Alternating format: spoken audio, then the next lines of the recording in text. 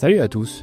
Habituellement, la Taverne du Général est un format historique dans lequel on aborde et on fait un peu le bilan soit d'une période socialiste, soit d'une période libérale. Et ce soir, ça va être un peu les deux à la fois. Vous avez remarqué que socialement, avant même de connaître l'histoire, il y a des catégorisations préfaites. Par exemple, Che Guevara bien, Pinochet pas bien. Mais si je vous disais que le bilan humain de Che Guevara est bien pire que celui de Pinochet, c'est véridique. Alors, je suis pas là pour vous dire ce soir que Pinochet c'est bien, attention. Et l'un n'excuse pas l'autre, nous sommes d'accord. La vraie question, c'est pourquoi la société accepte Che Guevara? Mieux, pourquoi le glorifie-t-elle? Puisqu'on sait qu'il a fait exécuter sommairement des milliers de personnes, sans aucune forme de procès, envoyer les homosexuels, religieux, intellectuels, etc. dans des camps. Eh bien, parce que le discours socialiste est le discours dominant dans notre société. C'est aussi d'ailleurs pour ça que le communisme est encore accepté dans certaines sociétés. Aujourd'hui, nous allons voir avec un peu de recul critique la partie de l'histoire qui, bien que factuelle, est souvent occultée des récits du discours dominant. Ce soir, je vous emmène au Chili, dans les années 70. Saisissez votre chope ou votre mug et venez vous asseoir dans la Taverne du Général, je vais vous raconter une histoire.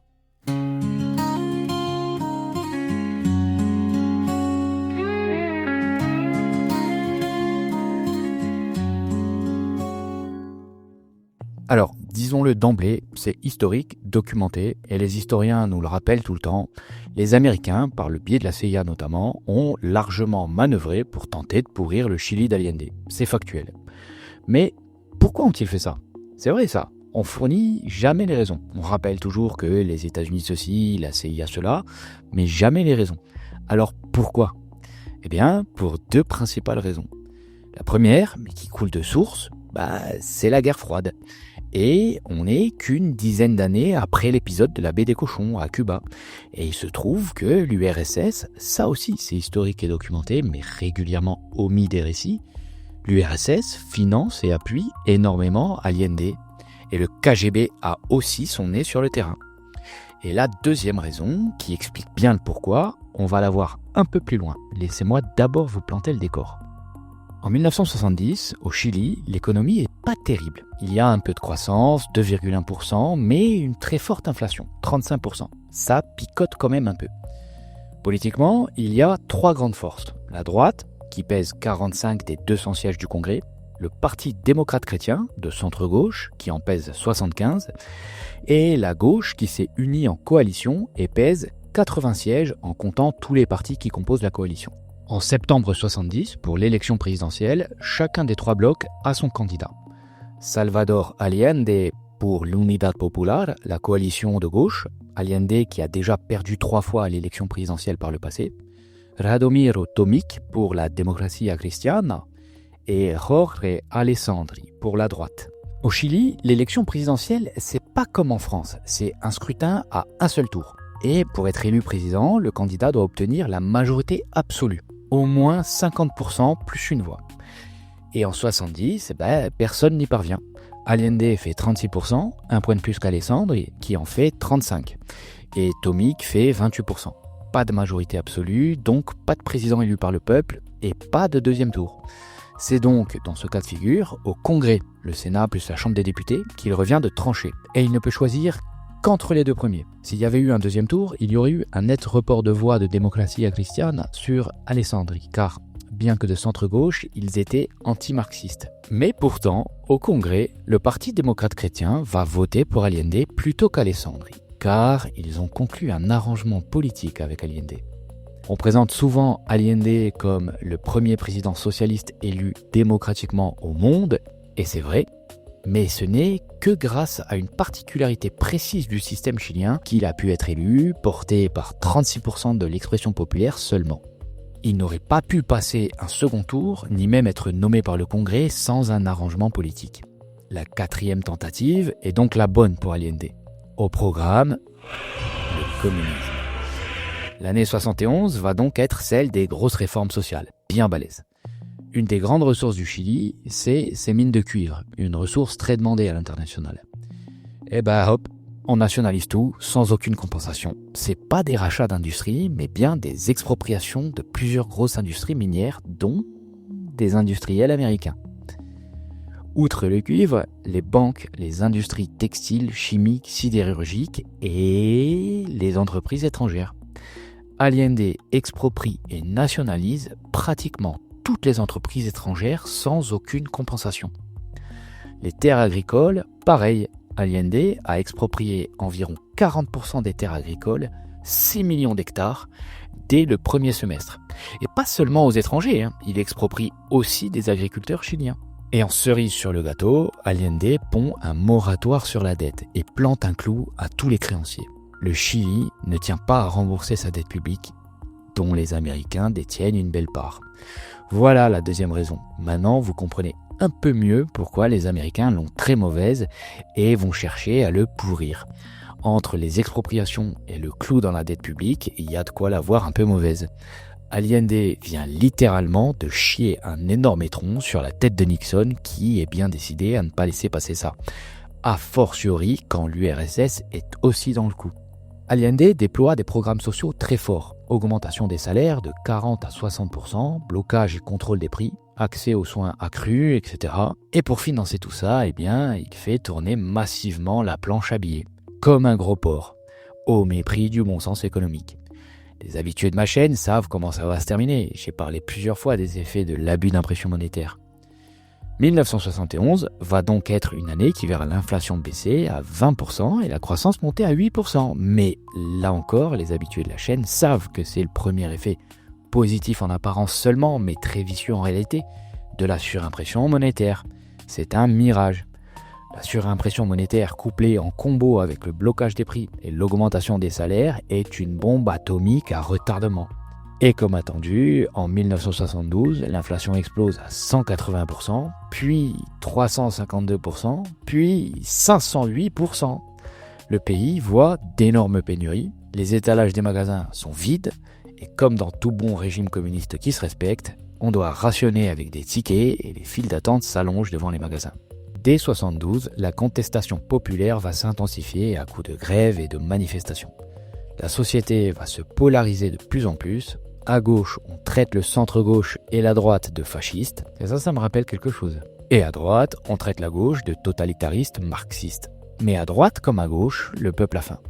Bien qu'il s'était arrangé politiquement avec Allende, les démocrates chrétiens s'en désolidarisent. Il a ruiné le pays et le gère très mal. Et maintenant, avec la droite, ils veulent le voir dégager. Allende n'a pas le Congrès, mais plutôt que de composer démocratiquement avec, il persiste fermement sur sa ligne marxiste. Le centre-gauche et la droite ont la majorité absolue ensemble au Congrès, mais il leur manque quelques sièges au Sénat pour atteindre les 2/3 leur permettant une destitution. Ils peuvent donc fortement gêner certaines de ces politiques, et ils ne vont pas s'en priver, mais ils ne peuvent pas le dégager. Le pays est donc dans une instabilité folle. Et 73 va être une année catalysatrice de toutes les tensions. D'abord en mars, avec les législatives, l'opposition attend ces élections avec impatience car les sondages leur donnent une écrasante majorité qui leur permettrait d'enclencher la destitution. Le soir de l'élection, alors que le dépouillement est encore en cours, certains médias annoncent que l'opposition fait carton plein et a atteint les 2/3 dans la Chambre. Les Chiliens sortent dans la rue pour célébrer ce qu'ils pensent être une victoire. Sauf que vers minuit, revirement total de la situation. Non seulement l'opposition, bien que restant majoritaire, n'a pas atteint les 2/3, mais en plus, l'Unidad Popular a gagné 8 sièges supplémentaires, 6 à la Chambre et 2 au Sénat. L'Unidad Popular reste minoritaire, mais en nombre suffisant pour bloquer une destitution. À cette annonce, la rue passe de la joie à l'embrasement d'un coup, et ça devient le feu. Le pays comprend que le statu quo dans l'instabilité politique va persister et qu'il continuera d'avoir faim. Du coup, les mouvements sociaux, les grèves, les manifestations vont s'intensifier. Les camionneurs, en grève déjà depuis novembre 72, vont durcir le ton, paralysant le pays. Les camionneurs sont en partie financés par les USA, ce qui leur permet de tenir la grève. Mais même une grosse partie de la classe ouvrière de gauche va aussi se mettre en grève et commencer à foutre le bordel dans la rue, notamment les mineurs. La gauche chilienne, qui se compose de deux grandes franges, une réformiste et une révolutionnaire, se polarise énormément et se fracture. Les révolutionnaires vont arrêter de soutenir Allende, qu'ils ne jugent pas assez radical. Et pour couronner le tout, Allende, qui persiste à ne pas vouloir composer démocratiquement et rester sur sa ligne marxiste de manière forcée, et souvent même au mépris des règles, il se met aussi les institutions de contre-pouvoir à dos. Premièrement, la Contraloría General de la República, le contrôleur général de la République, une institution qui serait l'équivalent en France d'une fusion de la Cour des comptes et du Conseil d'État, pour vous donner un ordre d'idée. La Contraloría déclare illégal un paquet de réformes et politiques d'Allende et le sanctionne. Allende l'accuse d'être un instrument de l'opposition car elle est dirigée par un conservateur. Mais bon, il faut dire aussi que la politique d'Allende et ses méthodes étaient réellement tangentes. Mais pas que la Contraloría, aussi le tribunal constitutionnel, un peu l'équivalent du Conseil constitutionnel en France. Il est saisi plusieurs fois par l'opposition et par Allende lui-même selon les sujets. Le tribunal constitutionnel donne très souvent raison à l'opposition sur l'inconstitutionnalité des politiques d'Allende. Et le tribunal, par contre, il est présidé par Enrique Silva, le patron des radicaux de gauche, des réformistes qui font partie de la coalition de l'Unidad Popular. Pour le coup, c'est pas l'opposition. Pour enfoncer le clou, l'URSS commence à voir dans le Chili un échec et va arrêter de soutenir Allende. Elle coupe ses financements et son aide logistique, mais conservera quand même un discours de soutien de façade. Oui, on vous soutient publiquement, mais maintenant démerdez-vous tout seul. Tout s'accélère l'été 73, après une tentative ratée de putsch par un groupe paramilitaire d'extrême droite, Patria y Libertad. Début août, Allende recompose son gouvernement. C'est son 10e gouvernement en 2 ans et demi. C'est vous dire l'instabilité politique. Sauf que cette fois-ci, son gouvernement ressemble plus à une junte militaire qu'à un gouvernement. Il entend passer un message fort, notamment pour mater les grèves et manifestations de droite comme de gauche qu'il dénonce régulièrement. Au ministère des Transports, il nomme le général César Ruiz. Il nomme le contre-amiral Raúl Montero Cornejo comme ministre des Finances. Le général José María Sepúlveda, ministre de l'Agriculture. Le général Carlos Prats à l'Intérieur. Et un certain général Augusto Pinochet à la Défense. Allende, ça a toujours été un rêve de marxisme, mais par le réformisme institutionnel, pas révolutionnaire. Mais la militarisation du gouvernement est largement perçue comme un aveu d'échec du réformisme. Allende se retrouve presque seul avec ses généraux à la tête d'un pays ruiné, en pénurie sévère et avec la rue en feu. Seule une partie de la gauche réformiste le soutient encore. Et le 22 août, la Chambre des députés vote une résolution. L'accord de la Chambre des députés sur la grave violation de l'ordre constitutionnel et juridique de la République. Je vous mets le lien du texte complet de la résolution en description et je vous en cite un passage. C'est un fait que le gouvernement actuel de la République, depuis le début, a cherché à conquérir le pouvoir total dans le but évident de soumettre tout le monde au plus strict contrôle économique et politique de l'État et de réaliser donc la mise en place d'un système totalitaire absolument opposé au système démocratique représentatif établi par la Constitution. La résolution de la Chambre appelle directement l'armée chilienne à mettre fin immédiatement aux agissements d'Allende et à assurer au Chili la stabilité institutionnelle, la paix civile, la sécurité et le développement. Les députés déclarent que le Chili est une dictature et appellent l'armée à y mettre fin. Allende se prépare à l'annonce d'un plébiscite par référendum et il veut faire cette annonce le 12 septembre. Pinochet lui coupera l'herbe sous le pied le 11 septembre. Ce 11 septembre 1973, à 3h du matin, le général Augusto Pinochet, commandant en chef des armées du Chili, à la tête de 84 000 hommes, prend Valparaíso, la première ville portuaire et 3e ville du Chili en population. L'armée de Pinochet s'empare de tout le pays en se refermant autour de Santiago, la capitale, sans rencontrer trop de résistance et avec assez peu d'affrontements. D'ailleurs, il y aura plus de combats, mais sporadiques, contre des militants d'extrême gauche révolutionnaires, notamment du MIR, plutôt que contre des militaires ou autres autorités loyalistes. Dès 9h du matin, la Moneda, le palais présidentiel, est complètement assiégé. C'est Pinochet en personne qui mène le siège. Allende est retranché dans son bureau avec 62 gardes personnels lourdement armés. Au téléphone, il lui est proposé de démissionner et lui est garanti un sauf-conduit pour sa famille et lui-même afin de quitter le pays sain et sauf. Mais Allende refuse. Il répond « Le président de la République élu par le peuple ne se rend pas ». Il n'était pas élu par le peuple par contre. Il fait toutefois évacuer sa famille et le personnel du palais. il prend parole à la radio et il prononce cette phrase célèbre.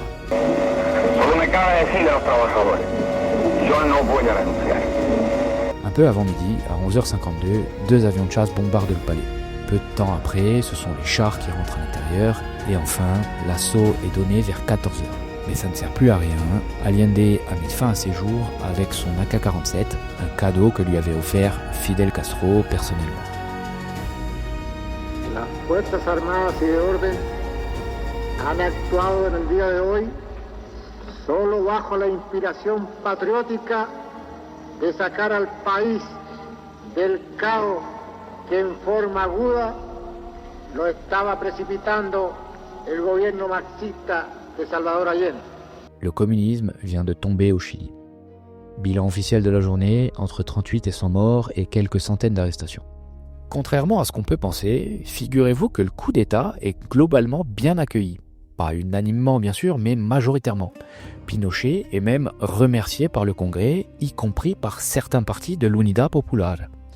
Mais c'est parce qu'à ce moment-là, il ne voit pas venir le vrai coup d'État. Jusque-là, ce n'est qu'une destitution appelée par le Congrès. Le vrai coup intervient 2 jours plus tard, car Pinochet ne compte pas rendre le pouvoir. Il dissout le Congrès, suspend la Constitution, interdit les partis politiques, ceux-là même qu'il remerciait 2 jours plus tôt. L'état d'urgence est proclamé, un couvre-feu instauré, la presse est cadenassée. La guerre n'est pas finie, elle commence en fait. C'est une guerre intérieure. L'armée de Pinochet va désormais combattre les communistes révolutionnaires qui sont armés, organisés et qui combattent.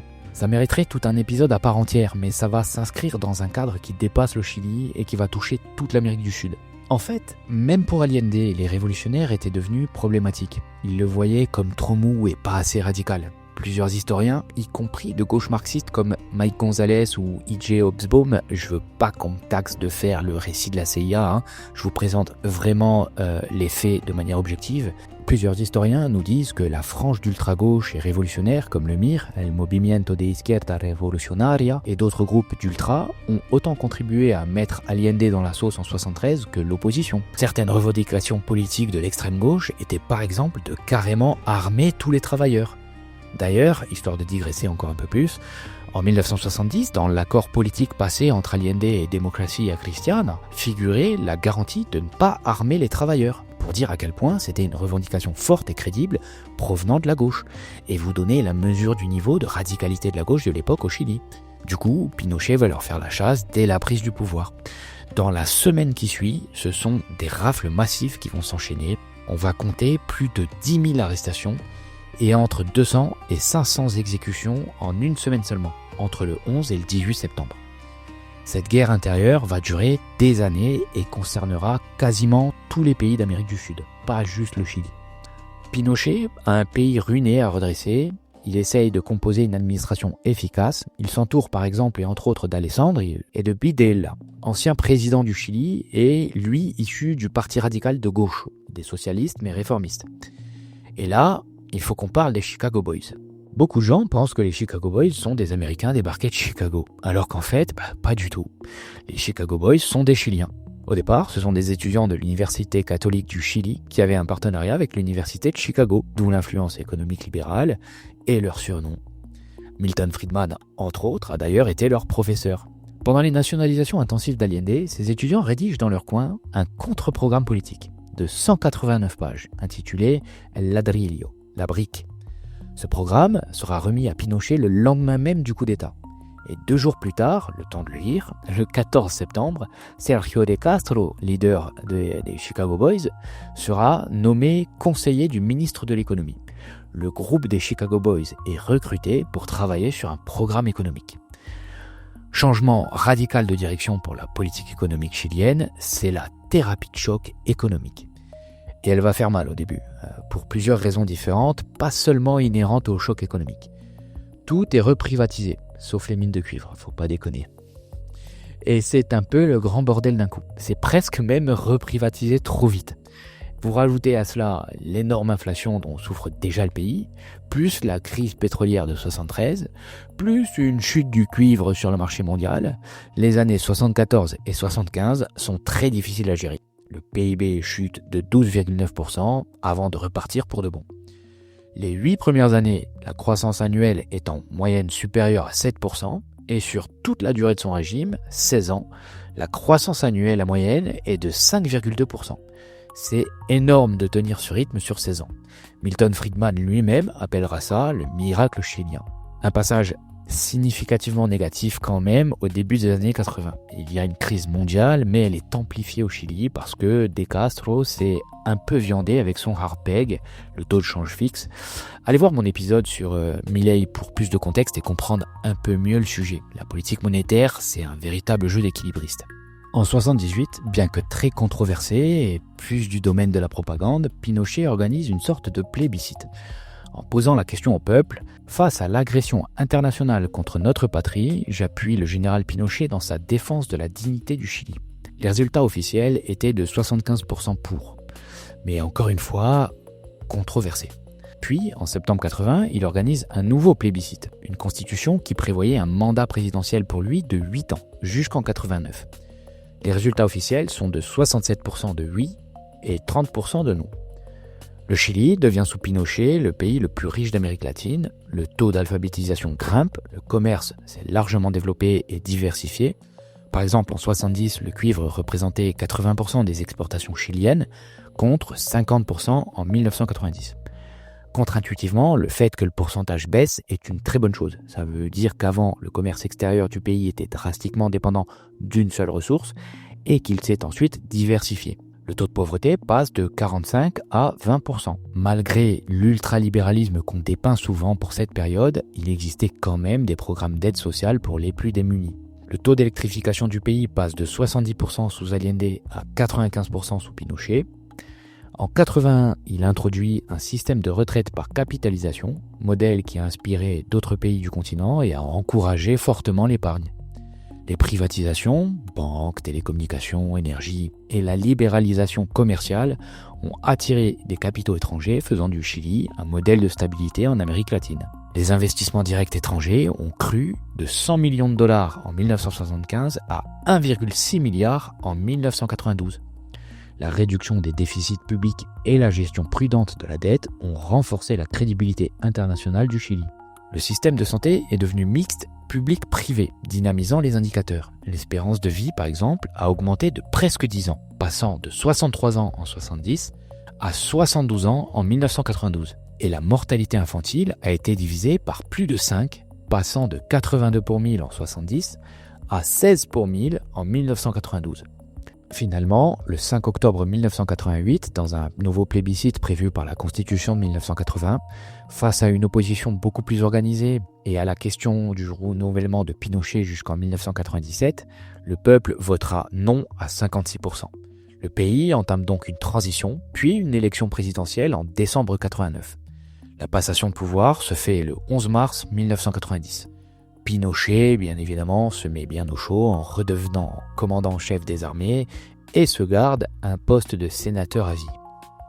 En 1995, suite à un sondage, il s'avère que Pinochet était la troisième personnalité préférée des Chiliens, derrière le président nouvellement élu, Eduardo Frei, du Parti démocrate chrétien, et derrière le footballeur Ivan Zamorano. Et aujourd'hui encore, selon un sondage de septembre dernier, il y a tout juste 4 mois, Pinochet est toujours la troisième personnalité préférée des Chiliens, derrière Arturo Prat, le plus grand héros naval du 19e siècle, et Gabriela Mistral, poétesse et prix Nobel de littérature en 1945. Plus de 50 ans plus tard, plus du tiers du pays, 36%, considèrent que le coup d'État de Pinochet était justifié.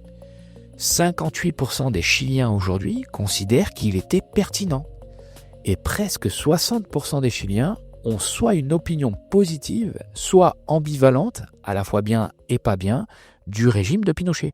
Depuis 30 ans, le Chili alterne systématiquement entre gauche et droite, ce qui ne l'aide pas des masses à se stabiliser. Et le pays vient juste d'élire José Antonio Kast de droite radicale, qui a déclaré pendant sa campagne que si Pinochet était encore en vie, ce dernier lui aurait accordé son vote. Kast prendra ses fonctions en mars prochain. Affaire à surveiller donc. Au final, le Chili des années 70 nous montre deux faces d'une même pièce tragique. D'un côté, un projet socialiste qui a fini par ruiner le pays et fracturer la société. De l'autre, un régime militaire qui a rétabli l'ordre et la croissance au prix d'un sanglant déni des droits humains. Les deux ont du sang sur les mains, mais l'un est devenu une icône mondiale tandis que l'autre reste le grand méchant de l'histoire. Pourquoi cette asymétrie ? Parce que, comme on l'a vu, le récit dominant préfère souvent excuser les excès quand ils viennent du bon côté idéologique. Et aujourd'hui, il y a quelques relents ressurgissant du passé quand on entend encore l'escalade rhétorique des trotskistes traitant de fascistes tous ceux qui ne pensent pas comme eux, y compris le centre-gauche. Avec l'élection de Kast qui revendique une partie de l'héritage pinochetiste, le débat n'est pas clos au Chili, et peut-être même pas chez nous. Dites-moi en commentaire ce que vous en pensez. Allende, victime innocente ou responsable du chaos ? Pinochet, sauveur économique ou tyran sanguinaire ? Et surtout, pourquoi Che Guevara reste un t-shirt cool alors qu'il envoyait les homosexuels dans les camps ? Voilà, cet épisode est terminé, j'espère qu'il vous a plu. Si c'est le cas, n'hésitez pas à le liker, le partager, le commenter. Si c'est pas déjà fait, pensez à vous abonner à la chaîne et à activer la cloche pour ne rien rater. Vous pouvez me suivre sur mes réseaux, je vous mets tous les liens en description. Si vous souhaitez soutenir la chaîne, vous pouvez le faire sur la plateforme Odéon, le lien aussi en description. Moi je vous dis à la prochaine, et en attendant le prochain épisode, essayez de rester critique.